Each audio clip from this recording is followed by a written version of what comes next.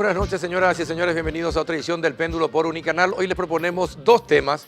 Uno tiene que ver con la educación. Está con nosotros ya el ministro de Educación, Enrique Riera. Vamos a hablar con él sobre la infraestructura educativa. Hace más de un año que esto tenía que comenzar. Pasa el tiempo. El ministro siempre habla de que ojalá no se caiga más ningún techo en una escuela, pero si sigue demorándose, podría caerse no solamente uno, sino varios. Así, ese es un tema que vamos a enfocar con él, así como otros. También vamos a hablar acerca de la retención al impuesto a la renta personal decidido y que entra en vigencia a partir del 1 de septiembre. Y van a estar con nosotros Liz del Padre, de la Dirección de Planificación Técnica Tributaria, y Víctor Gómez de la Fuente, director de Grandes Contribuyentes. El último bloque vamos a tener a dos abogados especialistas en la materia. Nos van a decir, ¿es legal o no es legal? Parece corto, pero va a ser interesante porque yo ya tuve la oportunidad de charlar con uno de ellos. Realmente es muy interesante, la posición es para debatir. Después de la pausa ya estamos con el ministro.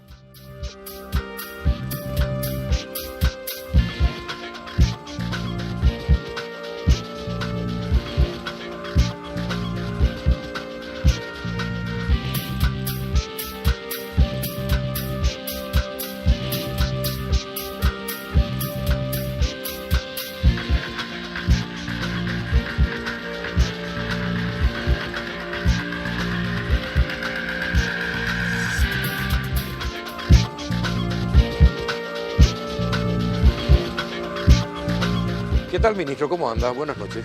Muy bien, buenas noches, Carlos. Siempre un gusto estar contigo una vez más y también con tu numerosa teleaudiencia.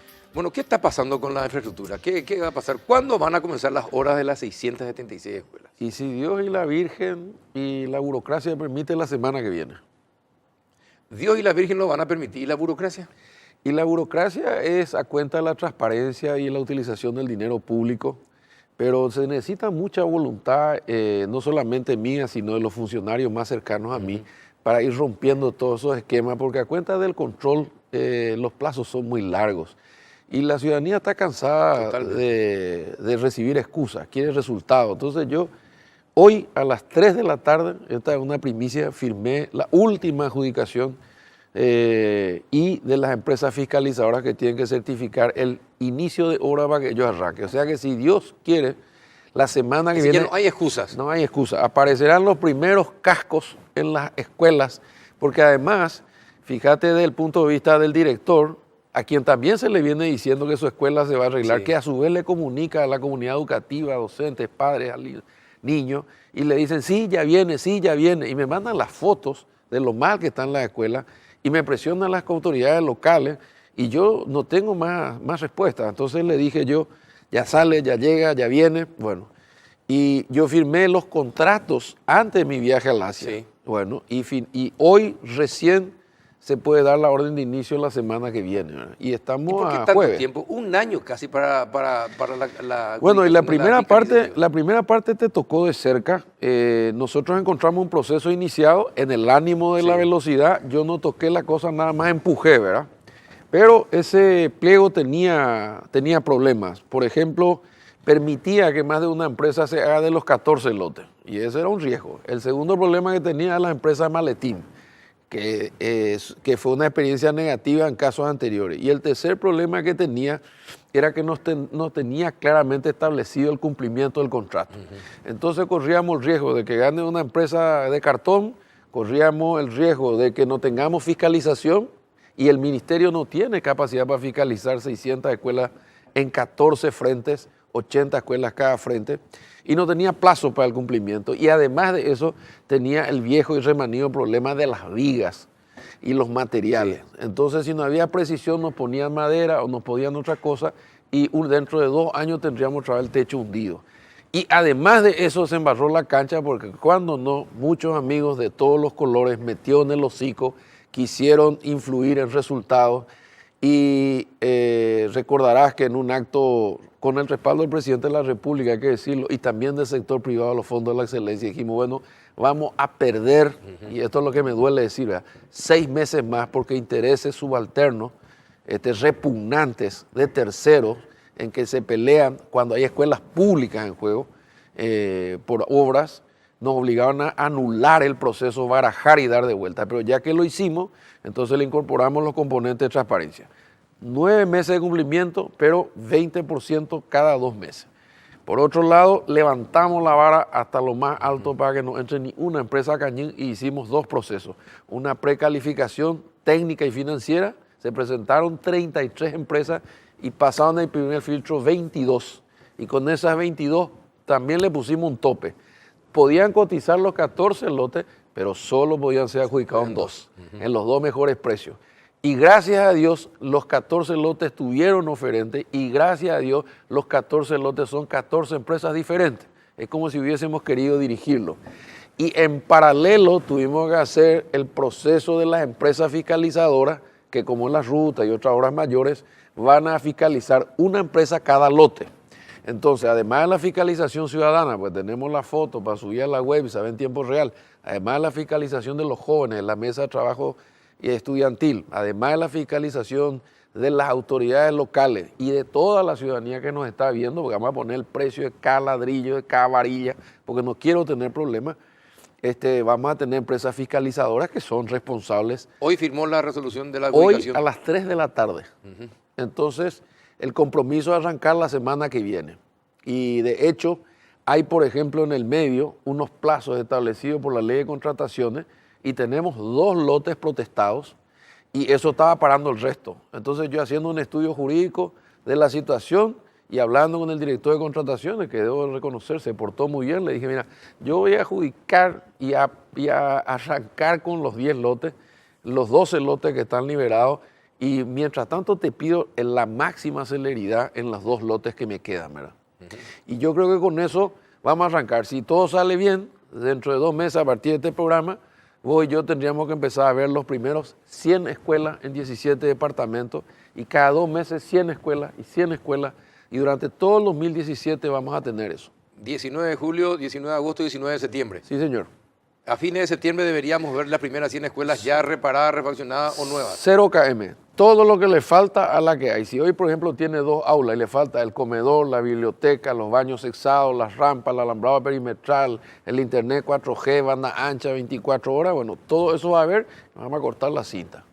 Perfecto. Y con respecto justamente al internet, ¿ya acordaron con Copaco? El viernes firmamos el convenio con Copaco para interconectar con internet 1000 escuelas. Y con eso después vamos a dar un salto a personal, a Tigo y a Claro y vamos a intentar, antes que yo me vaya, en 390 días, según mi cálculo, hasta agosto del 2018, vamos a conectar 1.500 más. O sea, el 50% de las escuelas potenciadas. Presumo que el trabajo va a seguir, el plan es para conectar las 5.000. No, totalmente, sí. Y una vez que estemos todos conectados, vamos a cumplir lo que pude traer ahora de mi viaje a Asia, que es los 4 patas que le faltan. La conectividad, los aparatos, que son los que me fui a ver, los contenidos, que es REVA, que la promocionamos evidentemente, sí, y la capacitación docente, que es la clave. 9.000 docentes van a estar capacitados en TICS para poder enseñar, no las clases de computación como todos sabemos, sino cómo se usa la computación para aprender. Ahora, ¿y qué va a hacer con los intendentes y los gobernadores? Porque esto es una parte del tema de infraestructura. La otra parte tiene que, no sé si va a tener que negociar o va a tener que meterle preso definitivamente a alguno, pero más de alguno debería ir preso porque se están rifando la plata de la educación. Y ahí lo que tenemos que hacer, Carlos, lo primero es repartir el presupuesto, o sea, no construir todo en el mismo lugar, pues no tiene sentido, ¿verdad? Y ahí hay de todo, hay celos políticos, hay colores, hay intereses personales, pero como ministro de Educación le voy a decir sinceramente, bueno, ustedes inviertan acá, pues no le voy a aprobar los planos, ustedes inviertan acá, pues no le voy a aprobar los planos, y vamos a tratar que el presupuesto del MEC se sume al de la gobernación y a las intendencias del color que fueran para poder hacer lo que falta, ¿verdad? También se está trabajando muy bien en la responsabilidad social empresarial. O sea que hay empresas como Continental, como Atlas, como otras que en este momento no me vienen a la cabeza, como las empresas de Favero, que están levantando escuelas de una manera extraordinaria, ¿verdad? Y han dado un resultado mucho mejor del que yo esperaba. Y también debo decirte, como otra primicia, que vamos a trabajar en una ley de financiamiento de la educación. Porque el esfuerzo que ustedes hicieron con los fondos de la excelencia es finito, en algún momento dado se va a acabar. Termina, sí. Y el gran legado que podríamos dejar para las generaciones que vengan es que la financiación nunca más se quede sin plata y que tenga sobre todo un flujo de caja. Hoy te comentaba como anécdota en una conversación informal, porque no fue formal, con el presidente de la República, el ministro Barrios, hablaba de que en Brasil su colega trabajaba mejor porque los fondos de la salud y también de la educación están blindados y no dependían del flujo de caja del Ministerio de Hacienda, que obviamente reparte lo que tiene, pero que tiene criterios de proporcionalidad. A mí me pasa que aparte que mi presupuesto no es muy grande, porque tengo 900 millones de dólares, de los cuales el 80% es salario, pero es natural porque son servicios, pero el 20% es lo que me queda. Y si yo no tuviera los fondos de la excelencia, no podríamos hacer lo que estamos haciendo, Carlos, que es 676 escuelas arrancan la semana que viene, pero detrás vienen 272 con nuevas tecnologías y detrás vienen los 18 centros de alto rendimiento con los 46 millones de euros. O sea, en mi periodo, si Dios permite, terminaríamos 1000 escuelas a 0 horas. Pero en paralelo tenemos 40.000 docentes en formación, en este momento 20.000, ¿verdad?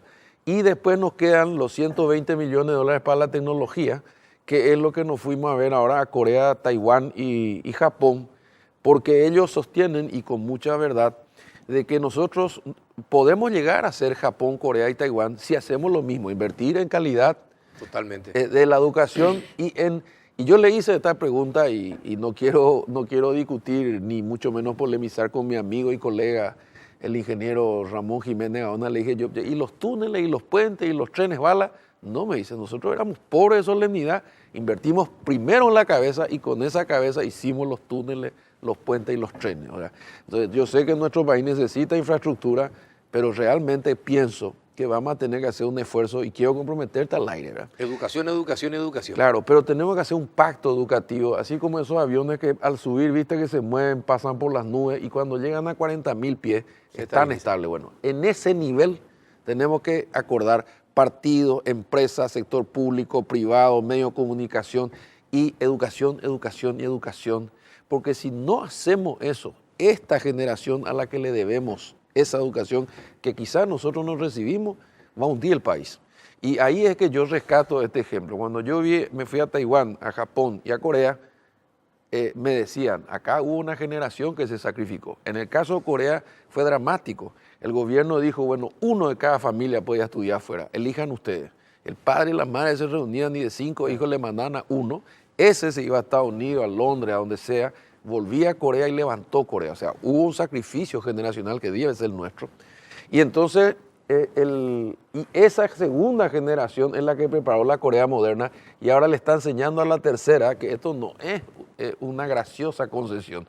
Hubo un esfuerzo y un pacto de toda la sociedad para invertir en educación y no discutimos este tema. Increíble es que se tenga que hablar de hacer un pacto para la educación. Eso debería ser normal. Es decir, ni siquiera debería proponerse, debería hacerse. Claro, pero ¿sabes lo que pasa, Carlos? Pero estamos en Paraguay. No, y ese es el punto, ¿verdad? Estamos en Paraguay. En esos países se entiende, se siente y se sabe que la única forma de progresar es a través del conocimiento. Sí.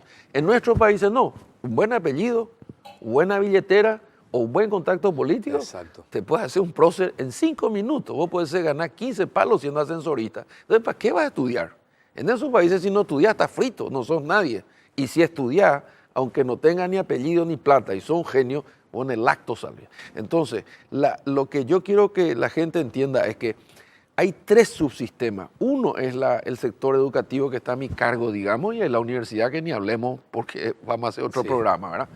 El otro es la familia y el otro es la sociedad. Nosotros pretendemos que solo con un subsistema tengamos genios. No, la familia y la sociedad también tienen que tener los mismos valores y todos tenemos que apuntar en la misma dirección. Poco si no, el chico ve en la sociedad que el corrupto llega lejos y vos te vas a la escuela y te dice la maestra tenés que ser honesto. Entonces hay un cortocircuito en su cabeza y nos cierran.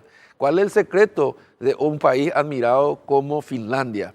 Que cuando sale del colegio escucha el mismo valor en su familia, ve los mismos valores en su sociedad y los maestros son más importantes que los gerentes de una empresa o que el propio presidente de la República o los ministros. Los maestros son los venerados. Y sí, y para equiparar el nivel de la enseñanza en Finlandia, el mejor profesor se va a enseñar en la escuela más necesitada. Así es.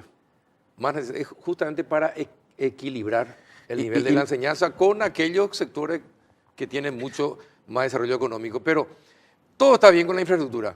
¿Y qué pasa con los permisos para debatir? Porque no le podés... ¿Qué es lo que pasó con y ahí pasó lo siguiente, ¿verdad? con el tema del debate? Una serie de coyunturas que generaron como dicen los medios y los periodistas, se instaló que está prohibido. Bueno, tanto fue así que yo me enteré primero 12 horas después, porque yo estaba en Asia y cuando yo me entero y veo el escándalo que se armó no entendía. Entonces pido copia de la resolución, porque también hay que entender algo. Cuando vos viajás se firma un decreto y la ministra sustituta queda con plenas facultades.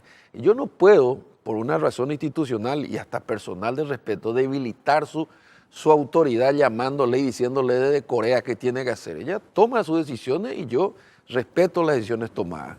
Entonces, ¿qué es lo que pasó? Primero yo me enteré 12 horas después. Cuando yo me entero, pido la copia del famoso comunicado, porque nunca fue resolución. No tenía fecha, no tenía firma, no tenía número. Formalmente no era una resolución, era una orientación pedagógica, la cual algunos se burlaron, pero en el Ministerio de Educación es el pan de cada día, porque la gente pide orientaciones. Y vos vas a leer, y te puedo hacer llegar mañana o sacar una foto y mandarte por WhatsApp, que en ningún lado habla de prohibición. Los primeros 3 párrafos son absolutamente generosos. Es más, el primero dice, estamos a favor, nadie le llora, estamos a favor de los debates, etcétera, etcétera. Pero en el último, en 3 líneas, hace una descripción de los pasos burocráticos para que los debates funcionen. O sea, la autorización de la supervisión a través de un proyecto educativo que tiene que pasar. Entonces, de ahí los perros ya decodificados está prohibido. Bueno, entonces hubo primero un error en la redacción en el último párrafo. Segundo, hubo un error en la comunicación, porque después ya vino la defensa nomás, o ya estaba contracorriente, ¿verdad? Tercero, hubo un error en el momento se comunicó, porque ahora me enteré, ya al llegar obviamente, de que la famosa orientación estuvo lista antes de la charla de Menchi, pero salió después de la charla de Menchi, entonces 2 más 2, 4, ¿verdad? Como el presidente se refirió a ello, como Menchi habló en el colegio, como la orientación / prohibición salió después, bueno, obviamente entonces se levantó una polvareda innecesaria, porque es impensable que el hijo de Enrique Riera, viejo mopoco y mopoquito yo también, nos opongamos a eso cuando que participábamos de los festivales de Manduará, sí, o los festivales de música de Cristo Rey y pintamos cuánto pared había. O en debates prohibidos y después tenía que salir rajando, corriendo cuando venía la policía. Claro. Sí. Pero por otro lado, también es cierto que lo que queremos es un debate plural, y cuando yo debatí esto al interior de mi equipo y al interior después le dije, bueno, hay una cosa acá que hay que tener. ¿Pero está prohibido o no está prohibido? No, no está prohibido. ¿Hay que pedir permiso o no hay que pedir permiso? No hay que pedir permiso ni están prohibidos. Lo que necesitamos organizar, porque yo tengo 7.000 escuelas y esto pasó en una escuela en una vez, ¿verdad? Y pareciera ser que en todas las escuelas están patas para arriba, en las otras escuelas no pasó nada. Lo que decidimos es ¿cómo se llama? Flexibilizar el sistema, pero por lo menos el director, o sea, nosotros tenemos un organismo constituido antes que yo llegue, que se llama GIE, Equipo de Gestor Interno Escolar, que tiene 4 patas. El presidente del centro estudiante, representante de los jóvenes. El director o directora, el representante de los docentes, elegido por sus pares, y el representante de los padres, que es la famosa ACE o Cooperativa Escolar. Ahí está la comunidad educativa. Cualquier cosa extracurricular tiene que ser resuelto, y eso lo dice antes que yo llegue. ¿Por qué? Porque vos mandás a tu hijo a una escuela para que le den geografía, historia, lectura, matemática. Pero si de repente van a hacer una kermés, un partido de fútbol, o se va a hablar sobre el aborto, vos tendrías que estar informado por lo menos, ¿verdad? Porque va a venir tu hija y te va a decir, papá, ya tengo resuelto, si me embarazo voy a abortar. Y no sabemos si vos estás de acuerdo, no me va a llamar y me va a decir, Enriquito, ¿qué es lo que está enseñando en la escuela? Vamos a poner más dramático el tema, escuelas del norte. Va un líder del EPP y hace una reunión así porque los jóvenes le invitaron y dice que la lucha armada es la solución para la pobreza. Y viene tu hijo y te dice, papá, vamos a dejar de ser pobres, vamos a empezar a luchar. Yo decía, pero, ¿qué es lo que está pasando en la escuela? Son menores de 17 años, nosotros somos responsables y lo mínimo que yo puedo hacer es que haya una instancia de organización y de información. No con ánimo de prohibir, ni mucho menos que se hagan los debates. Y después viene la otra. Ustedes están en contra del adoctrinamiento. De todo tipo. De todo tipo. Yo voy a blindar la No escuela. los debates. No, los debates se pueden hacer y se deben hacer. Pero vamos, Claro que se tienen que hacer. Claro, pero suponete que entonces me digan, me ven Pero también se puede hacer un debate sobre el aborto, se puede hacer, pero todo tipo. Ahora, bien organizado. bien organizado y si es posible escuchando para- las y dos confrontar campanas. ideas, ¿verdad? Confrontar ideas, que los chicos escuchen ambas posiciones. Por eso yo dije, si se le invita a Trovato, se le invita a Zapac. Y después me trajeron un planteamiento real, verbal, ¿verdad, amigo? Decía una cosa, ministro, ahora que estamos en este asunto, ¿qué posibilidad hay de que los presidentes seccionales se vayan a los colegios a hablar de la doctrina republicana? Y le digo, vos te imaginas, primero va a ser un escándalo, ¿verdad? Segundo, al día siguiente, Daniel Efraín, y me va a decir, ¿qué posibilidad hay, Enriquito, de que se debata los principios del liberalismo? Y bueno, fantástico, ¿verdad? Y debería, en realidad debería. Es decir, un buen profesor de educación cívica debería tener la capacidad de organizar eso, por ejemplo. Claro, pero dirigir el debate en el buen sentido de la palabra, Claro, como si permitir fuese una materia. el choque de las ideas, Exacto. pues nuestra formación cívica es Es decir, pésima. una cosa es el debate y otra cosa es el adoctrinamiento. Así es. Bueno. Y lo que yo no quiero es manipulación, lo que yo no quiero es mala intención y lo que yo quiero es organizar algo serio, ¿verdad? Y esto es lo que nosotros dijimos. Entonces ahora la responsabilidad organizada en el debate quedó en elegir a nivel local. El director y los 3 miembros van a decidir si Carlos Peralta se va a hablar sobre la libertad de prensa o no. Y si les parece bien, fantástico, si van a decir, Carlito, vos no tenés problema en debatir con Menchi, con Oscar, o con Víctor Benítez, o con Mario Ferreiro. ¿Qué importa, verdad? Que se haga el debate, porque yo recuerdo, salvo que esté loco, en mi época, cuando había una actividad extracurricular, aunque sea una kermés, te mandaban un papelito que te hacían firmarle a tu mamá y en la última parte te autorizaban o no, y encima te decían que te pasa a buscar una hora más tarde. Y encima te decían que tenía que llevar algo para la kermés. Efectivamente, o sea, es normal esto, ¿verdad? Entonces, por eso yo creo que la forma en que se redactó, la forma en que se comunicó y el momento que tocó es lo que generó. Y valga redundancia, por lo menos nos está obligando a debatir qué tipo de forma y cómo tendríamos que hacer esto, ¿verdad? Pero nunca prohibir. Perfecto. Ministro, muchísimas gracias por tu tiempo. Sé que te vas a ir a otro debate. Tené cuidado, por favor, y respetar los semáforos de ida, ¿sí?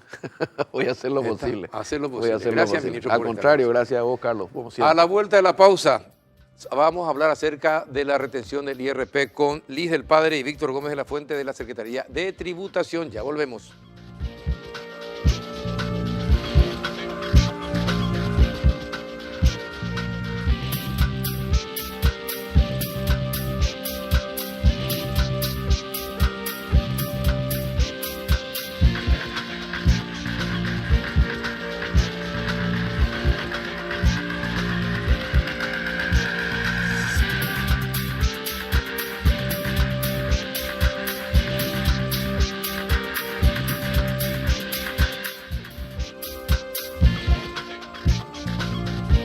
Buenas noches, doña Liz del Padre, ¿cómo está?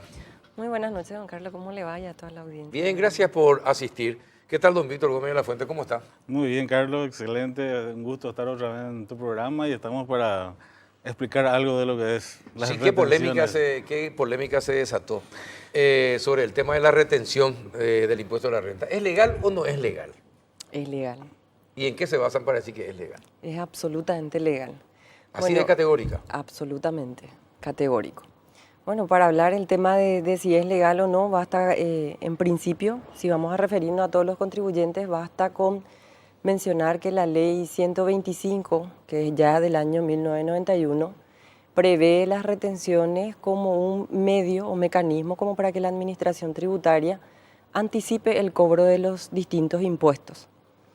Este artículo establece claramente que la administración tributaria es la que tiene la facultad de reglamentar la forma como se va a operativizar la retención con relación a cada impuesto. Y por su parte, la ley 2421 que regula el impuesto a la renta personal establece claramente que se puede realizar anticipos, en este caso a través de las retenciones, para todos los contribuyentes del IRP, que incluye obviamente a los trabajadores también. Ahora, puede ser legal, pero ¿es constitucional?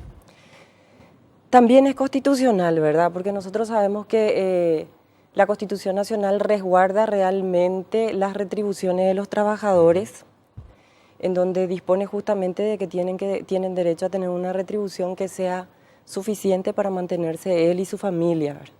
pero en ninguna parte dice la Constitución Nacional que esa remuneración no puede ser utilizada para cumplir con obligaciones legales, y nosotros sabemos perfectamente bien que no hay una obligación que sea más legal que la obligación de pagar impuestos. ¿Por qué? Porque también la propia Constitución Nacional establece que los impuestos solamente pueden ser creados por ley. Ahora, y esto que dicen de que el Código Laboral establece que no pueden deducirse de los salarios de los trabajadores ni un solo centavo, que deben recibir completo, la totalidad, esto no, de alguna manera no va contra esa norma. El artículo 240 del Código Laboral efectivamente dispone de que, en principio, las remuneraciones de los trabajadores no tienen que sufrir ningún menoscabo. Exacto. Pero también ese artículo expresamente dispone cuáles son las excepciones. Y cita unos cuantos, 5 en total realmente. Y en el quinto, que es el inciso E, dice justamente cuando sea dispuesta por autoridad competente para el cumplimiento de obligaciones legales. Y ahí tenemos dos elementos fundamentales, ¿verdad? ¿Quién es la autoridad competente y qué es la obligación legal? Dijimos hace rato de que obviamente el impuesto es una obligación legal, y en este caso el organismo competente o la autoridad competente en materia tributaria es el Poder Ejecutivo a través de la Subsecretaría. Hay 5 excepciones entonces a esa norma. Así mismo es. Y la quinta, que habla justamente de la que pueda ser dispuesta por autoridad competente en cumplimiento de obligaciones legales. Obviamente, Carlos, la ley o el Código Laboral es del año 1993. Sí. En aquella época definitivamente nosotros no teníamos impuesto a la renta personal, y es obvio que la ley no va a decir expresamente retenciones al impuesto a la renta personal. Pero cuando establece justamente de que la autoridad competente puede disponer para cumplir sus obligaciones legales, repito, no hay una obligación que sea más legal que la de pagar impuestos. Ahora, le pregunto, la institución legalmente establecida, ¿es el Ministerio del Trabajo o es la Secretaría de Tributación cuando se refiere a ese inciso del citado artículo? Cuando hablamos de obligaciones legales, pueden haber varias obligaciones legales, y en este caso, repito, la obligación legal es la de pagar impuestos. Sí. Y la autoridad competente no es el Ministerio de Trabajo, la autoridad competente en este caso es la Subsecretaría de Estado de Tributación como órgano dispuesto por ley justamente para recaudar impuestos. Pero no es, porque esto fue debatido y hay mucha gente que sostiene que es el Ministerio del Trabajo la institución encargada de decidir si se puede tocar o no el salario del trabajador. No es la Secretaría de Tributación. Y según tengo entendido, porque hablamos con la gente del Ministerio del Trabajo, ellos no asistieron a ninguna reunión donde se haya discutido el tema. ¿Cómo se entiende entonces? Y justamente la explicación que da la doctora Liz es que como ese inciso expresamente dice que cuando es para cumplir un mandato legal, la autoridad competente es la que va a disponer el mecanismo, el mandato legal está dado por la ley y la autoridad competente también por ley está otorgada a la Subsecretaría de Estado de Tributación. Pero es importante también entender que acá no es que se le saca un dinero del trabajador y pierde ese dinero. Esto es simplemente un anticipo a cuenta del impuesto que finalmente va a ingresar. O sea, acá no es que se le, insisto, confisca. No se le confisca y no se le pierde ese dinero. Sí, pero entiendo, pero es como que, bueno, ustedes no saben manejar su dinero, así que el Estado va a sacar una parte y va a ahorrar para que ustedes cuando llegue el momento, a fin de año o el año que viene, ustedes ya tengan un anticipo del tributo al impuesto a la renta que tienen que pagar. ¿La gente lo toma así? Yo creo que depende realmente, Carlos, ¿verdad? La retención de impuestos, como te digo, funciona con todos los impuestos administrados por la Subsecretaría, el impuesto a la renta comercial, el impuesto a la renta personal, tenemos el impuesto a las actividades agropecuarias. Funciona realmente con todos los impuestos. Y por el otro lado, yo más que considerarlo como una carga para el trabajador, también tenemos que verle desde el punto de vista de la facilitación realmente. No es lo mismo que llegado marzo del año que viene vos tengas que desembolsar el 100% del impuesto que tengas que abonar, o peor, como no tenés toda la plata, tenés que pedir facilidad de pagos y otra vez tenés que pagar intereses sobre la facilidad de pagos, ¿verdad? O sea, es también un mecanismo que permite facilitarle al contribuyente cumplir con su obligación. Y estamos hablando de 43.000 guaraníes sobre 10 millones de guaraníes, ¿verdad? Que sería en el caso del trabajador dependiente, porque la resolución, considerando justamente que a partir de 10 millones estamos hablando de un ingreso considerable, ¿verdad? Dispuso de que efectivamente solo si tu remuneración de planilla o tu sueldo nominal es igual o superior a 10 millones, a partir de ahí tu empleador está habilitado a retenerte el 0.5% de tu salario.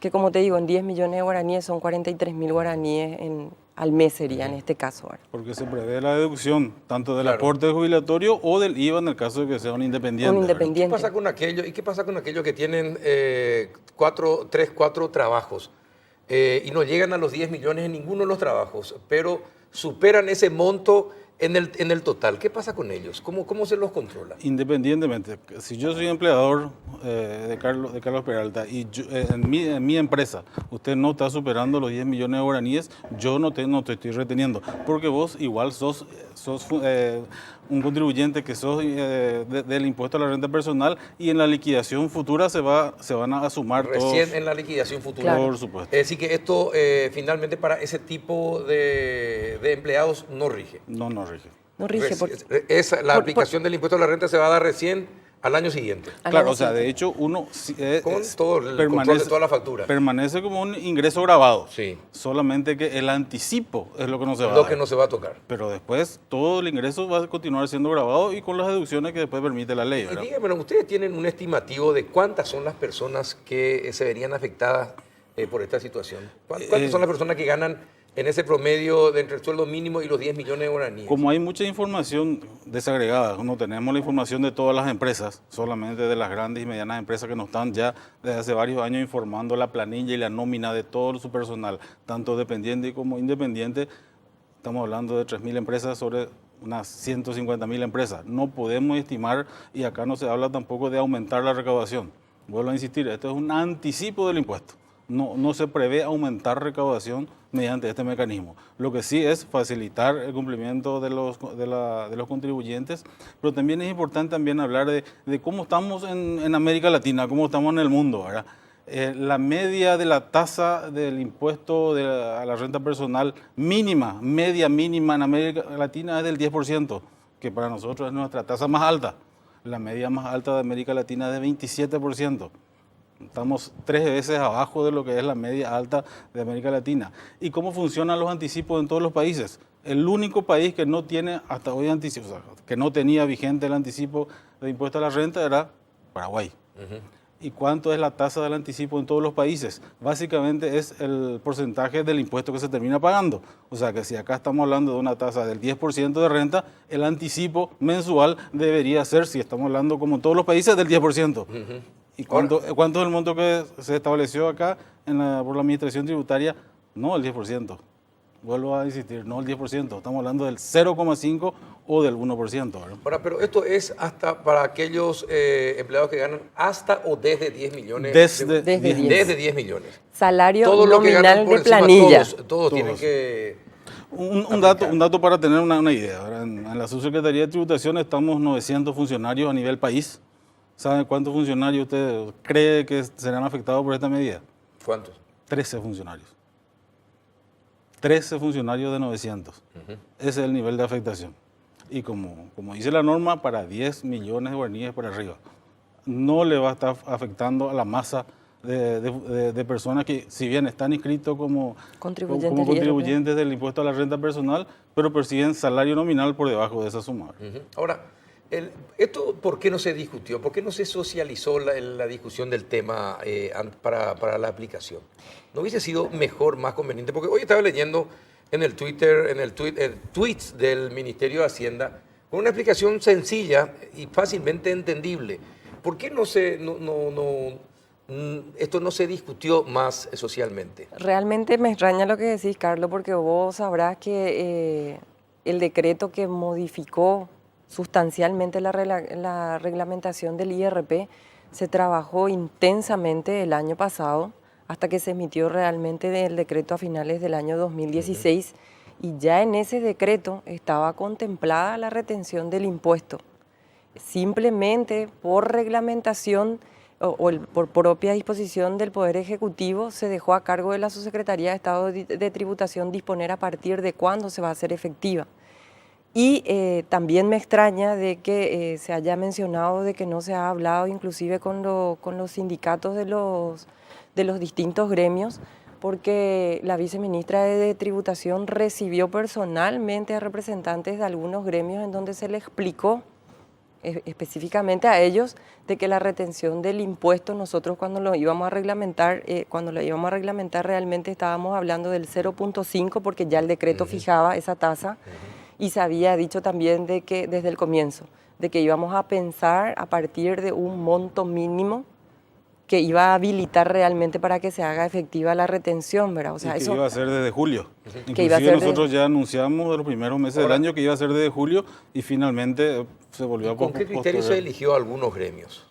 No, se eligió a algunos gremios. como usted dijo, se le discutió algunos- recibió a todos aquellos que pidieron hablar justamente sobre el particular y específicamente a algunos representantes de los distintos sindicatos de distintas empresas y de distintos Ahora, gremios. pero ahí está el tema. Es decir, muchas veces es una cuestión de estrategia de comunicación, ¿verdad? Si la Secretaría de Tributación hubiese tomado la iniciativa de socializar, ir hasta los sindicatos y no esperar que los sindicatos vengan hasta la Secretaría de Tributación, es una cuestión de estrategia, ¿verdad?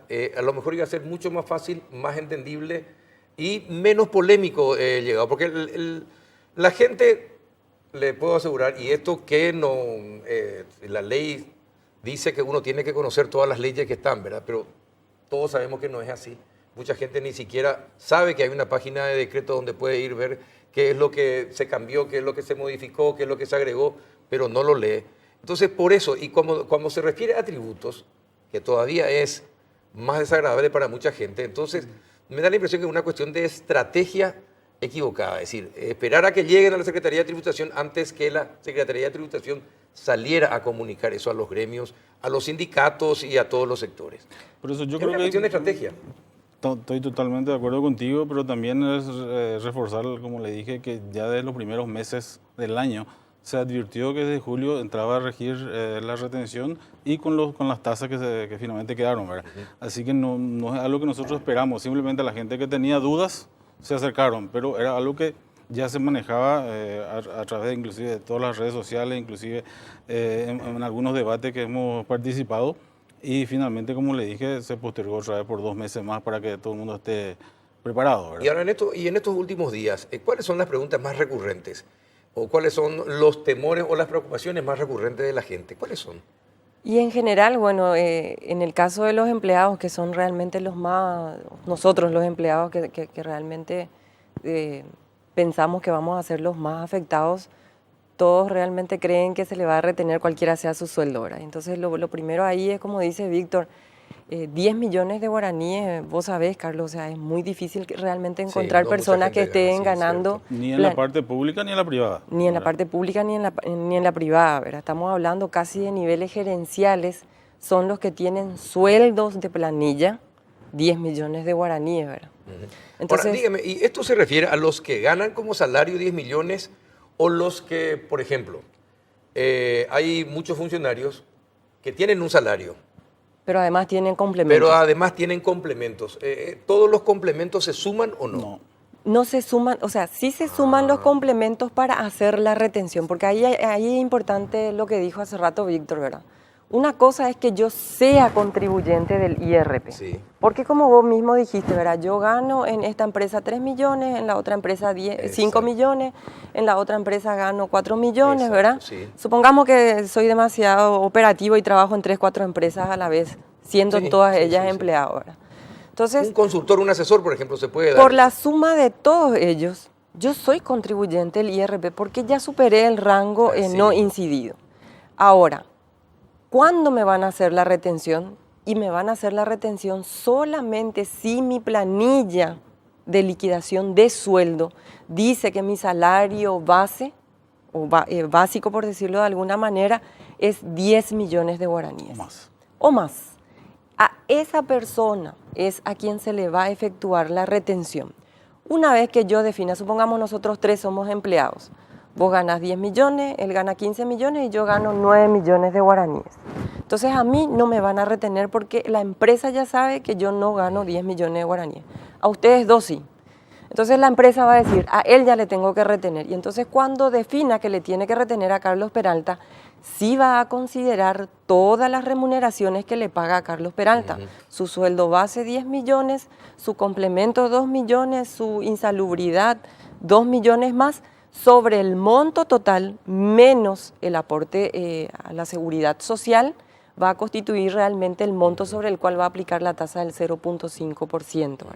Pero si solamente percibieras 10 millones de guaraníes, entonces solamente te van a aplicar sobre los 10 millones de guaraníes, ¿verdad? Y en el caso de Liz, que comentó, si ella gana 9 millones y tiene otros adicionales que suman 4 millones más, en total 13 millones, pero como su salario base es 9, no será objeto de retención, aunque finalmente el total de sus ingresos es 13. Eso me parece injusto. Es que Porque hay muchos funcionarios públicos en esa situación. Que con el título, que con Sí. aquello, que los otros y suman y exceden pero largamente los 10 millones. O sea, vos estás Pero sugiriendo bajar entonces el pero monto. su salario, pero su salario le marca solamente 5 millones o 4 millones y medio, etcétera, etcétera, etcétera. Por Entonces, eso, la idea era tener un monto base que todo el mundo pueda entender. no, por eso le decía. Por eso se decidió, claro, se decidió tiene ese que ser monto. sobre el monto base, no Exactamente. sobre el total de lo que percibe. No. Es- Pero se le va a retener sobre el total. Se le va a retener sobre el total cuando ya su sueldo base es 10 millones. Va también un poquitito como empezábamos a hablar hace rato, de hacer sencilla realmente la aplicación Sí. de la resolución, porque como dijo Víctor, no se trata acá de que nosotros queramos aumentar la recaudación a través de la retención porque es parte del impuesto, o sea, no significa eso un aumento de la No, recaudación. finalmente, cuando llegue a un año, cuando se tenga la liquidación, Sí, y entonces la idea un poquitito de fijar un monto y un concepto que va a permitir definir a quién le voy a hacer la retención va desde el punto de vista del empleado para que sepa realmente yo soy afectado y por el otro lado desde el punto de vista del empleador para que también el empleador tenga un elemento que le permita a él determinar entre toda su nómina a este sí y a este no. entonces, ¿cuál es el objetivo de la retención? Mira, Carlos, el objetivo de la retención va ligado a una serie de medidas que viene aplicando la Administración Tributaria. Vos sabés que el impuesto a la renta personal sigue siendo uno de los impuestos que menor recaudación o que menor proporción tiene dentro de la recaudación total de la Subsecretaría de Estado de Tributación. Y a pesar de que, como señaló Víctor, ya estamos recibiendo informaciones de la nómina de empleados o de los profesionales que contratan las empresas, hay todavía un gran número de contribuyentes que definitivamente no aparecen y que ya tienen que ser contribuyentes del IRP.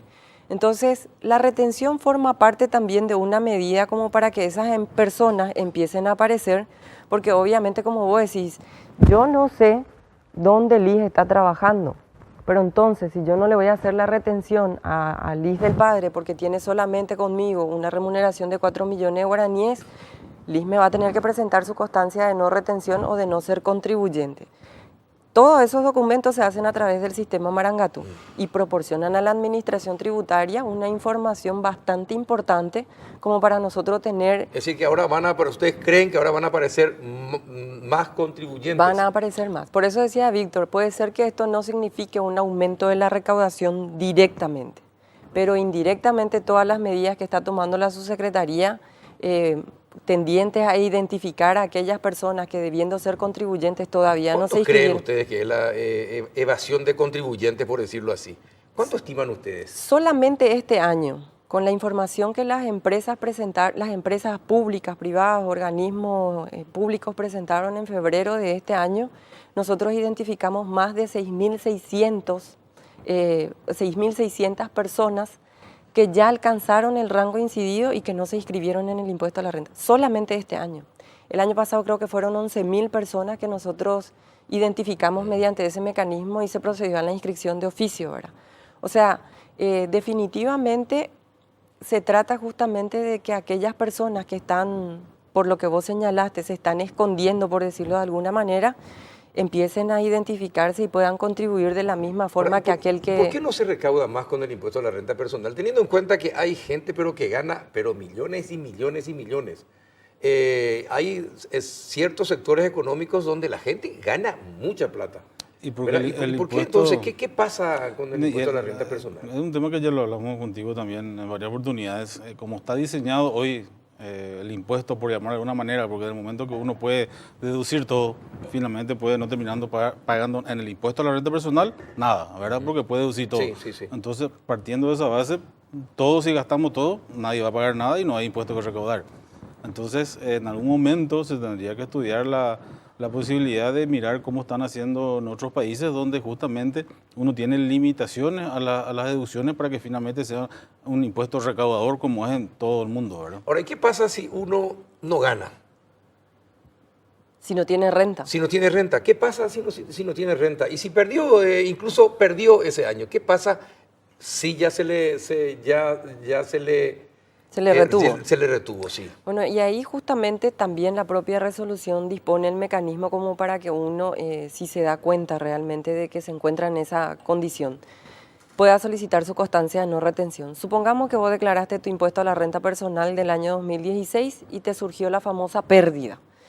Entonces este año obviamente vos vas a decir, bueno, yo ya tuve pérdida el año pasado y sabes también de que la ley permite de que vos arrastres las pérdidas por inversiones en los años siguientes, entonces es probable que compenses tu impuesto del año que viene, vamos a decirle, con la pérdida del año pasado.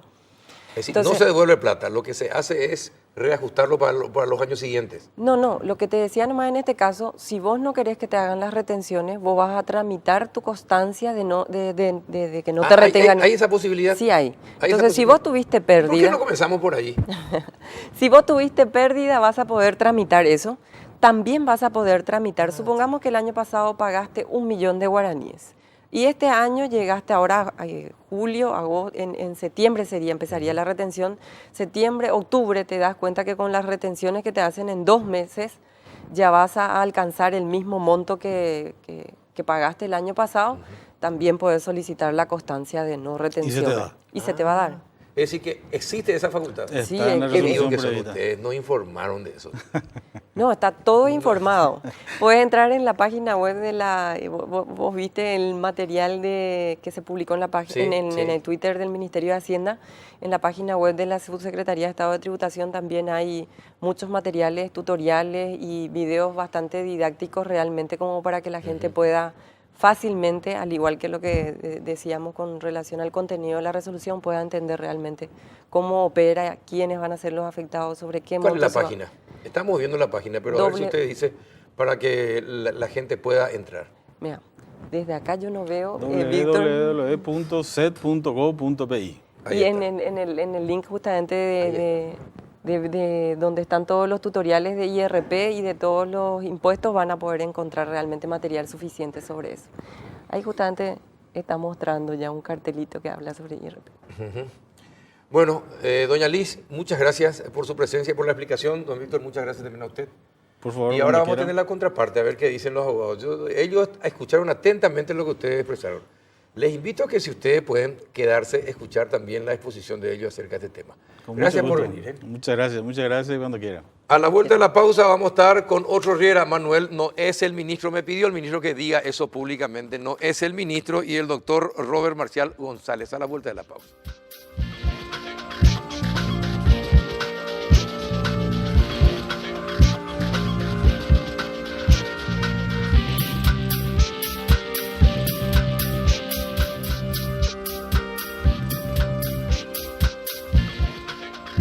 ¿Qué tal, doctor Manuel Riera? ¿Cómo está? Bien, Carlitos, bien, muchas gracias por la invitación. No, gracias por aceptar venir. No, al contrario. Muchas gracias. ¿Qué tal, doctor Robert Marcial González? ¿Cómo anda? Muy bien, Carlos, impecable. Gracias por la invitación. Para que la gente le conozca, lo van a conocer así. Es el hijo de un notable abogado también, González Aftrán, y el hermano, Del ministro. el hermano de Katia Katia, González. de Katia. De Katia, candidata a legisladora ahora. Más allá de lo que dice mi cédula, me conocen más como el hijo de Marcial y el hermano de Katia. Es. Y con mucho orgullo me presento así No, también. exactamente. Le preguntaba yo en la sala de maquillaje ¿Y cómo hace cuando discute con su hermana? No ¿Y qué discute. dice? Atiende lo que ¿qué me contestó, doctor? No, que a esta altura del partido sé elegir mis batallas, ¿verdad? Claro. Prefiero la tranquilidad familiar por sobre el triunfo retórico. Brillante. Bueno, ustedes escucharon lo que decían los funcionarios de la Subsecretaría de Tributación sobre el tema de la retención al impuesto a la renta personal. Bueno, ¿qué piensan? ¿Está bien? ¿Está mal? ¿Es legal? ¿Es ilegal? ¿Es constitucional? ¿No es constitucional? ¿Riñe con alguna norma? A ver, ustedes que son los abogados y entendidos, ¿quién comienza? De que es legal, es legal. La ley prevé la retención, la ley prevé el impuesto a la renta personal. Lo que nos preguntamos es si en la forma en que está resuelto el problema es legal. A ver si me explico. Sí, por favor, trate de explicarse. Porque ahí ya... A ver si me explico. Sí. La ley dice que las personas deben pagar impuesto a la renta personal superado un rango incidido. La ley prevé la posibilidad de que la autoridad de aplicación, o sea, el ministerio, establezca un régimen de retenciones. Lo que pasa es que la ley prevé que esa retención solo cabe en la medida en que en el ejercicio anterior hayas tenido resultados positivos. Claro. Entonces, la pregunta es, ¿cómo se sabe que yo voy a tener resultados positivos antes de haber cerrado el ejercicio? Por eso, la norma que establece la retención dice que la retención se establece en función del ejercicio anterior, con un agravante que tiene la ley, ¿verdad? La ley establece el impuesto a la renta personal y no es un impuesto a la renta, es un impuesto al ahorro. Porque en la renta personal, el impuesto se paga sobre la diferencia entre lo que ganaste y lo que gastaste. Sí. Entonces, en el fondo, si yo gano 100 y gasto 80, ahorré 20. Y ese 20 me grava el Estado. Entonces estamos frente a un Estado depredador. Es decir, un Estado que piensa en recaudar y no un Estado que piensa en ahorrar. Y el ahorro es la base del desarrollo. Entonces uno se pone a pensar, como hablamos alguna vez, Carlos, en toda ley hay un fin jurídico que tutelar. ¿Qué es lo que quiere la ley? ¿La ley quiere recaudar o la ley quiere desarrollar? Si uno se pone a pensar, lo mismo que dijeron los representantes del Ministerio de Hacienda, ¿de cuánta gente estamos hablando? ¿De cuánto monto estamos hablando?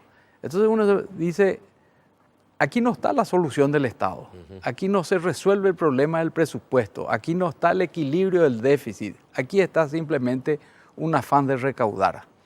Y ese afán de recaudar, cuando se toca a las clases más desfavorecidas de la sociedad y se le afecta su pequeño ahorro y se le cobra antes, con el pretexto de lo que dijeron al final, de que uno puede pedir que se te excluya o el Estado te va a devolver, lo cual no es cierto porque el Estado debe más de $1.000 millones de retención que no devuelve.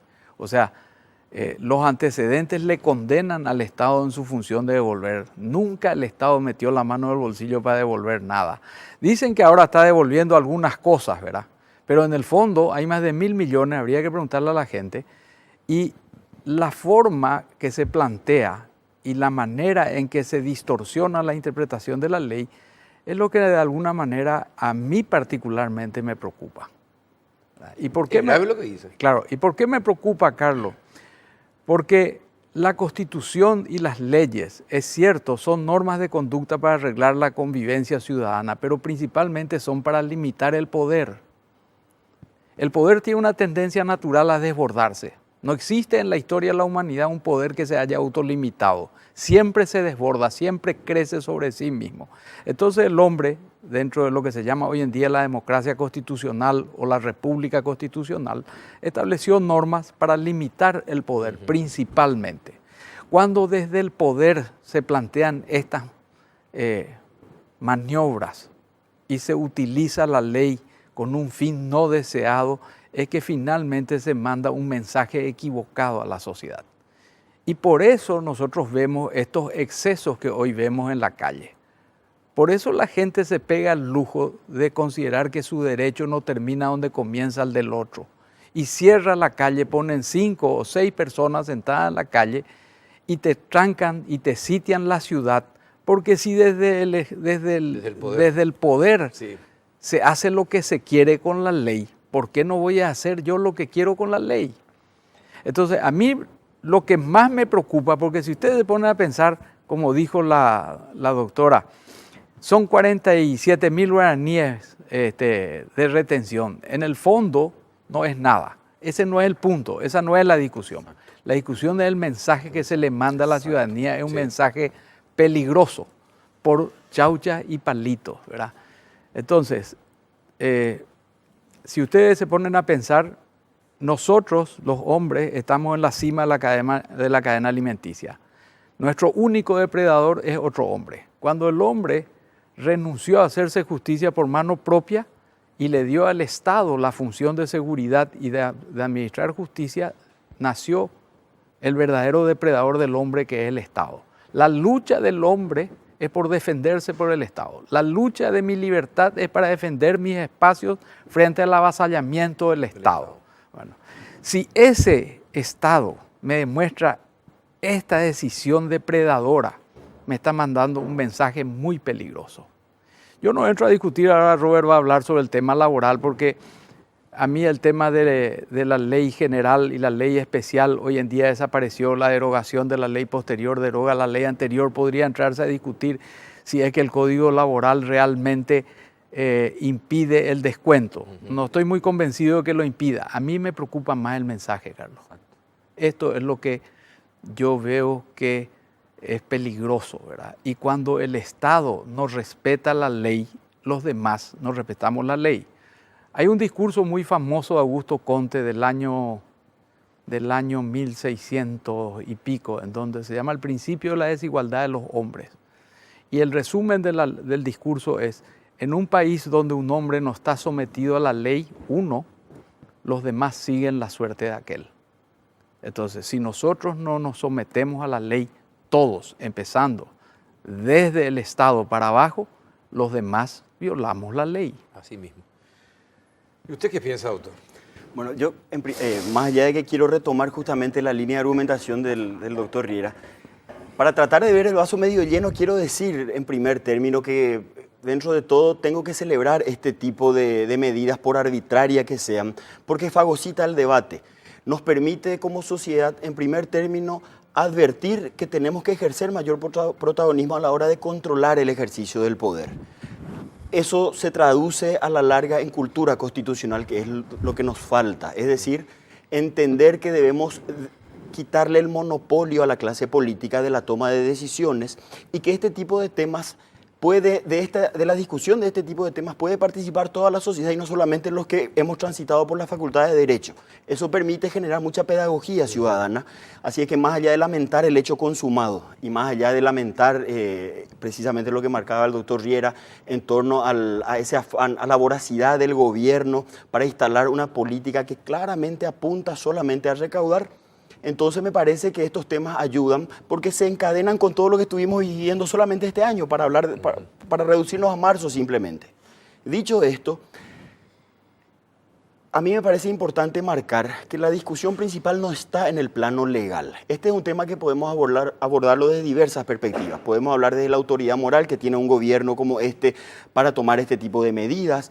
Podemos hablar si es correcta o no la política de recaudación cuando hay un nivel de evasión tremendo, donde la carga recae siempre sobre aquellos que cumplen la ley. Podemos hablar, como decía Beltrán Maki, hoy leía unas declaraciones en torno a cómo esto afecta la crisis de la dinámica de consumo o la desaceleración del comercio. El propio Manuel Ferreira también hablaba un poco del camino equivocado a la hora de recaudar. Y fundamentalmente, que es lo que me interesa marcar, podemos hablar de la línea constitucional. Es decir, suponiendo que podamos transigir en que aquí no hay un conflicto de orden legal, suponiendo que es dudoso, pero voy a transigir solamente para mostrar dónde creo que está el principal inconveniente. Digamos, tenemos dos normas de la misma jerarquía peleando por el mismo espacio. Entonces la pregunta que tenemos que hacernos es qué criterios debemos utilizar para saber cuál de las normas debe ocupar el único espacio que existe. Es un poco como el juego de la silla. Y en ese sentido tenemos que hacer abstracción, y ya que a nivel de jerarquía no encontramos el resultado, tenemos que mirar qué dice la Constitución. Y la Constitución, a la hora de ocuparse de regular los derechos laborales, establece en primer término que los derechos laborales tienen rango de derechos fundamentales.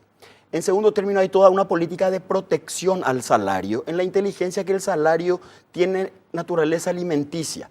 El salario está pensado para vestir, para educar, Para cubrir las para necesidades cubrir las básicas. necesidades básicas. Claro. El salario no puede ser confundido con la renta. Entonces, conceptualmente hay problemas graves que no pueden ser admitidos por la sociedad. El gobierno está partiendo de una premisa equivocada, está presuponiendo que el salario de las personas equivale a la renta. Y el salario no es renta, el salario es simplemente el beneficio que obtiene un trabajador como producto de su sacrificio para cubrir sus necesidades básicas. Entonces, desde esa perspectiva, la medida del gobierno es asistémica, es inconstitucional, es absolutamente equivocada. Están trasladándonos a nosotros los ciudadanos la ineficacia y la ineficiencia en materia recaudatoria. Le están pidiendo a las empresas que actúen de agentes de retención, con lo cual no hacen sino reconocer su absoluta incapacidad para generar recursos propios. Y eso es grave. Es grave porque si reducimos la cuestión al plano legal, basta recordar que el régimen nazi se sostuvo con la ley en la mano. Hitler hizo todo lo que hizo con la ley en la mano. Entonces, si a nosotros nos quieren vender el cuento de que porque esto está dentro del circuito legal formalizado, está legitimado, se equivocan. Se equivocan porque la Constitución Nacional establece los parámetros no solamente de derechos, de protección de derechos, en este caso el salario, sino que lo que marcaba el doctor Manuel, de organización del poder. Y en la organización del poder no podemos tolerar ningún tipo de excesos porque, le guste o no le guste a los que ejercen el poder público, la clave del sistema republicano de gobierno, el gran prodigio del sistema republicano de gobierno es que nace como un antídoto contra toda forma de poder concentrado. Entonces el descarado consejo de Maquiavelo de que el fin justifica los medios no tiene cabida en la República. Y acá lo que están haciendo, justificar un fin que puede ser muy noble, que es el de mejorar la recaudación, pero con medios absolutamente inapropiados, Carlos. Y eso la gente tiene que saber. Bueno, esto es aprender en televisión. Uno les escucha a ustedes en realidad, esto es demasiado didáctico, ¿verdad? Y justamente es uno de los fines de este programa, ¿verdad? Te voy a decir, Pero, te voy a es decir más, increíble. Carlito. Quiero continuar lo que dice Robert, porque Ustedes piensan en la misma. ¿Cómo es? ¿Están conectados ustedes? ¿Cómo es el tema? fundamentalmente es importante esto que dijo Robert. Cuando uno analiza desde el punto de vista financiero la garantía de los depósitos, Sí. tiene una explicación filosófica. Se protege el pequeño ahorro de la gente en el banco. ¿Con qué argumento? Con el que dijo Robert. Es decir, todos los ahorros de los empleados que están en los pequeños ahorros que están en los bancos son retazos de vida de la gente. La gente dejó horas de vida para poder tener ese ahorro que le va a permitir o cambiar el auto o viajar o cualquiera de estas cosas. Y resulta que el Estado ignora eso y te dice anticipadamente, te voy a gravar tu retazo de vida.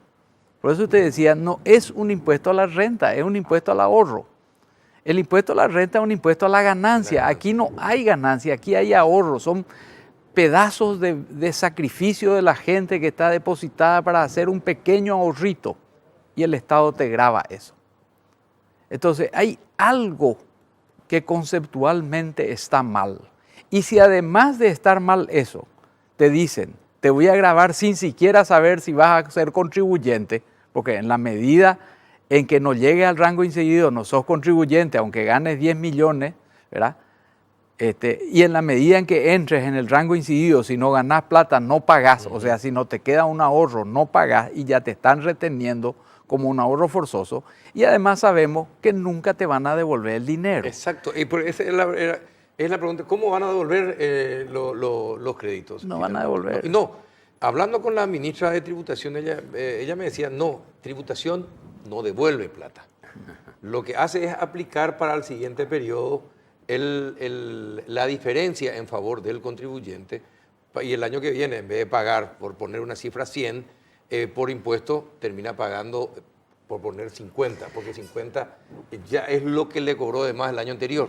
El problema es que ellos cabalgan sobre la tesis de que como es tan pequeño el problema, Sí. entre comillas, nadie va a recurrir a la justicia. Exacto. Porque es más caro ir a la hay justicia costo-beneficio. que pagar por una relación de costo-beneficio. Nosotros en el sector ganadero tenemos el mismo problema. El anticipo del impuesto a la renta al IRAGRO te cobran a razón de 15.000 guaraníes por cada vaca, o sea, por cada animal transferido. Y sin embargo, la ley dice que el anticipo debe cobrarse en proporción. Si yo vendo un ternero de 1,5 millones de guaraníes, el anticipo es 1%. Si vendo un novillo de 3 millones de guaraníes, el anticipo es 0,50. ¿Dónde está la proporción? ¿Dónde está la racionalidad? ¿Dónde está el principio de igualdad? Segundo, hay muchos ganaderos que son pequeños productores que no son contribuyentes de impuesto a la renta, pero al vender un animal tienen que pagar 15.000 guaraníes por animal. Tercero, si yo no gané, ¿por qué voy a tener que aportar la retención? Y cuarto, cuando dicen de que uno puede arrastrar la pérdida, no es cierto, porque en impuesto a la renta personal no hay contabilidad y no hay pérdida que arrastrar. Simplemente gasté menos de lo que cobré, pago. ¿Verdad? Pero le estamos cobrando a la gente que menos dinero gana y cuyo mínimo ahorro es para poder darle una oportunidad de disfrutar o de cambiar de auto, o de irse de viaje o becar un hijo. Es lo mismo que preguntaba Manuel Ferrer, ¿y qué pasa si no hay renta? ¿Qué pasa si no hay renta? No, y no solamente eso, el mensaje del gobierno en términos de confianza, para decirlo parafraseando un poco a Fukuyama, es lamentable.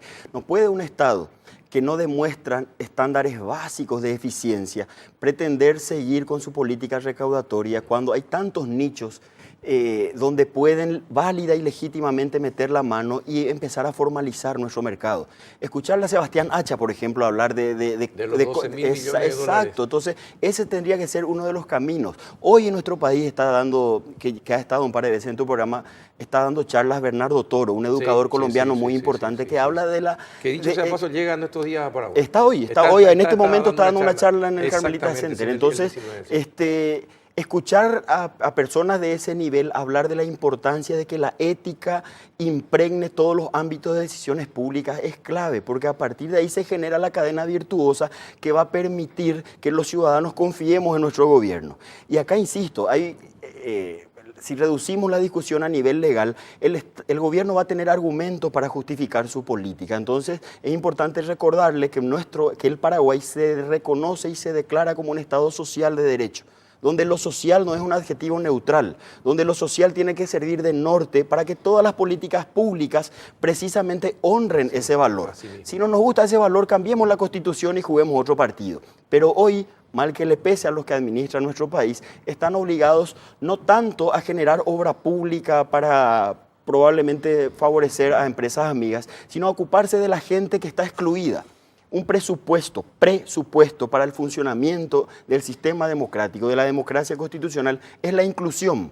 Y con los niveles de exclusión de nuestro país, es absolutamente inadmisible que se siga recargando la carga impositiva en aquellos que justamente estamos intentando contribuir al desarrollo del país con nuestros impuestos. ¿Y qué uno hace así? Es decir, los funcionarios hablaron de la posibilidad de que uno envíe una nota y diga que no quiere que, claro, que no se le tenga en cuenta para la retención que va a pagar el año que viene. No, ¿Cómo es el tema? No, lo que dice, sí, la resolución lo que dice es que si el año pasado, o sea, me retuvieron todo este año y el año pasado yo no gané, o sea, no tuve diferencia de caja entre ingreso y egreso, yo puedo pedir que no se me retenga más. Exacto. ¿Verdad? O, como dijo la doctora, si o Víctor, ya no me acuerdo, a los 2 meses o a los 3 meses yo me doy cuenta de que no voy a recaudar lo que me va a permitir una diferencia entre ingreso y egreso, ya puedo mandar la nota. Todos sabemos lo que es pedirle algo al Estado, ¿verdad? Lo que es la burocracia del Estado, el trámite del Estado. Pero a mí lo que me sorprende es la capacidad de hacer una tormenta en un vaso de agua, ¿verdad? A mí lo que me impresiona es ¿por qué justo a los asalariados? ¿Verdad? ¿Por qué justo? ¿Por cuántos? ¿Por cuánta cantidad? Crear toda esta polémica. ¿Tiene una explicación para eso? ¿Tiene una respuesta? Yo estoy impresionado, ¿verdad? Porque fíjense que este mismo tema del impuesto a la renta personal el año pasado, modificaron el decreto del impuesto a la renta personal 3 días antes que termine el año y armaron un gran escándalo que terminaron otra vez dando marcha atrás. Y uno de los temas que creó mucho lío fue este tema de la retención. Es cierto lo que dijeron que en el decreto ya estaba el tema de la retención, pero también es cierto que entre los que fuimos a discutir con el Estado la forma de arreglar, o con el gobierno la forma de arreglar este problema, acordamos verbalmente que no impondrían la retención si no encontraban un mecanismo claro que permitiera no recaudar si no se tenía la certeza que iba a haber una diferencia, o si se tenía la certeza un mecanismo inmediato de devolución del dinero o de compensación, ¿verdad? Pero esta resolución no dice nada, salvo eso que estás diciendo, que mandemos una nota diciendo a mí no me retengan porque yo no voy a ganar, ¿verdad? O porque yo no gané. Bueno, pero como dice Robert, otra vez están trasladando la ineficiencia del Estado sobre el particular y están haciendo que el empleador le retenga y le haga el servicio al Estado, ¿verdad? Y todo por chaucha y palito, un escándalo por chaucha y palito, no tiene ni un sentido. En un país en donde, como siempre se habló, es preferible la formalización que lo contrario. Es decir, nosotros queríamos bancarizar el Estado, la sociedad, y sacaron la ley de control de tarjetas de tarjeta de crédito, que atenta contra el principio de la libertad de mercado. Pero más allá de que atenta contra el principio de la libertad de mercado, lo único que consiguió es beneficiar a los usureros y a la informalidad. Y ahora esto, en donde cuántos son los empleados que ganan 10 millones de guaraníes al mes y cuántos son los empleados que están formalizados. En la Argentina se dio un absurdo, porque a mí me preocupa cuando nos comparan, ¿verdad? Porque justamente la comparación a veces es peligrosa. En la Argentina se dio el absurdo que con esos sistemas de subsidios o de auxilio, de transferencias condicionadas, que son todos eufemismos. Había gente que tenía 15 subsidios, 20 subsidios. Claro, que son todos eufemismos del lenguaje para regalar plata. Para regalar plata. ¿Verdad? Que alguien tiene que pagar. Así mismo. Es decir, el Estado nunca produjo plata. Desde Adán y Eva hasta nuestros días el Estado no produce plata. El sector privado produce plata y todas las fiestas del sector público, del sector privado, paga el sector privado. Siempre. No hay ninguna excepción a la regla. Entonces, ponen los beneficios estos para padre único de familia, Así desempleado, abuelo mayores de edad, edad vulnerable, chicos, 1000 excusas. Llegó un momento en que en la Argentina no había mano de obra contratable, porque el que tenía empleo perdía el subsidio. Entonces no trabajaban. Entonces Claro, no trabajaban, sí, no ¿verdad? Y producían. entonces se instala la cultura contra el trabajo y se convierte a la gente en indigna, se le humilla. Y porque ¿cuál es el hijo que es orgulloso de decir mi padre es un subsidiado? ¿Verdad? Yo soy orgulloso de un padre que trabaja y con el sacrificio de su esfuerzo me alimenta. Así mismo. Entonces le estamos humillando a la gente, le estamos volviendo mendigos y le estamos quitando la cultura del trabajo. Esto es gravísimo. Yo más que impresionado estoy preocupado, Carlos, porque qué? esto marca la soberbia del poder, marca la omnipotencia de un poder que se sabe que no está controlado y que sabe que puede mojarnos la oreja y hasta ahora cree que hay impunidad y no le basta lo que pasó hace poco cuando entre 25 jugaron el mismo partido de querer imponer reglas de juego a cualquier precio. Entonces, me parece que el mensaje tiene que ser combatido. Hay un filósofo italiano que se llama Giorgio Agamben, tiene un librito recomendable, se llama Estado de Excepción, que pasó justamente en Argentina hace poco y marca cómo los gobiernos en su prepotencia empiezan a ejercer el poder o con decretos, reglamentos, ordenanzas o leyes de dudosa constitucionalidad, dejando de lado todo el sistema que precisamente está pensado para protegernos frente a esos atropellos. Y esto hay que marcar, porque hoy en términos prácticos esto puede ser mínimo. Hablaban de números, 47.000 guaraníes, 50.000 guaraníes, pero ese no es el punto. El punto es que acá hay un afán indisimulado del gobierno de avanzar en contra de nuestras libertades, en contra de nuestro patrimonio y en contra de la Constitución. En una frase, ¿cómo enfrentamos eso como sociedad? Con esto. Debate, pedagogía. El debate en la prensa, que la gente oiga, que la gente entienda, porque la gente no se da cuenta de que realmente cada paso que el gobierno da o el Estado da sobre sus ciudadanos es un poco menos de libertad que nos restan. Microresistencia ciudadana, dice Michel Foucault, eso tenemos que hacer. Y yo en ese sentido, de vuelta para tratar de mirar el vaso medio lleno, celebro que han habido, espasmódicamente si se quiere, pero han habido ejercicios de resistencia muy interesantes. Basta mencionar el ejemplo de los estudiantes de la UNA, de los estudiantes secundarios el año traspasado, ahora mismo todo lo que pasó en la plaza. Y hay muchos intentos en este momento de participación masiva de gente no vinculada a la política tradicional. Así que ojalá que los ciudadanos podamos articular esos esfuerzos aislados y articular la indignación. Exactamente, de esa manera construir un bloque para enfrentar hegemónicamente al ejercicio del poder omnímodo. Pero hay algo más grave, Carlos, y con Cortito, esto, doctor, porque estamos exactos sobre el punto del cierre. Hay algo más grave y con esto termino, ¿verdad? Yo no sé si hay un afán deliberado de destruir las instituciones. Yo le preguntaba a mi hijo cuándo empezó la caída del Imperio Romano, que es el modelo republicano occidental. Y la caída empezó cuando terminaron las guerras civiles y se instaló el imperio. ¿Y por qué empieza la caída?